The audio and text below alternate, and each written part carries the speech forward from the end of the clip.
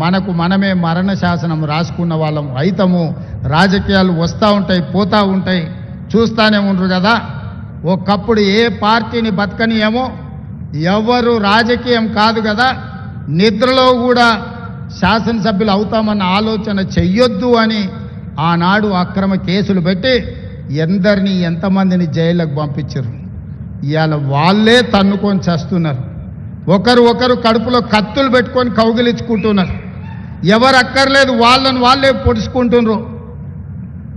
విపరీతమైన అవినీతి సొమ్ము వచ్చిన తర్వాత సొమ్ముల పంపకాలలో కుటుంబ పంచాయతీలు ఇవాళ కుటుంబంలోనే ఒకరు సహించుకోలేని పరిస్థితి. ఒకరి మీద ఒకరు యాసిడ్ దాడులు చేసుకోవాలని ఒకరిని ఇంకొకరు నవ్వుతూనే కడుపులో కత్తులు పెట్టుకొని కౌగిలించుకునే పరిస్థితులు ఈ రాష్ట్రంలో దాపురించినాయి. పాపం ఊరికే పోదు. పెద్దలు చెప్పిండ్రు, చేసుకున్న వాడికి చేసుకున్నంత మహానుభావ అని చెప్పిండ్రు. చేసిన పాపాలు ఎక్కడికి పోవు, ఖచ్చితంగా ఆ పాపాలు వెంటాడుతూనే ఉంటాయి. వాళ్ళు అనుభవించి తీరాల్సిందే. ఆయన వెనకాల ఈయన ఉన్నాడని, ఈయన వెనకాల ఆయన ఉన్నాడని నేను ఒక మాట చెప్పదలుచుకున్నాను. అంత చెత్తగాళ్ళ వెనకాల నేనెందుకు ఉంటానయా? నేను నాయకుడిని ఉంటే ముందుంటా, మా వాళ్ళకి తోడుకుంటా. వాళ్ళ కుటుంబాలు వాళ్ళు కత్తులతో పొడుచుకొని హరీష్ రావు, సంతోష్ రావు వెనకాల రేవంత్ రెడ్డి ఉన్నాడు అని ఒకరంటే, లేదు కల్వకుంట్ల కవిత గారు వెనకాల రేవంత్ రెడ్డి ఉన్నాడని. మీరంతా దిక్కుమాల్లో అని తెలంగాణ ప్రజలు బండకేసి కొడితే మీ వెనకాల ఎవడన్నా బుద్ధున్నోడు ఉంటాడా? అన్నం తినవాడు ఎవడన్నా మీతోను ఉంటాడా? నేను ఉండేది పాలమూరు జిల్లా 4 కోట్ల తెలంగాణ ప్రజల వెనుక ఉంటా, తోడుంటా, వాళ్ళ కోసం పని చేస్తా.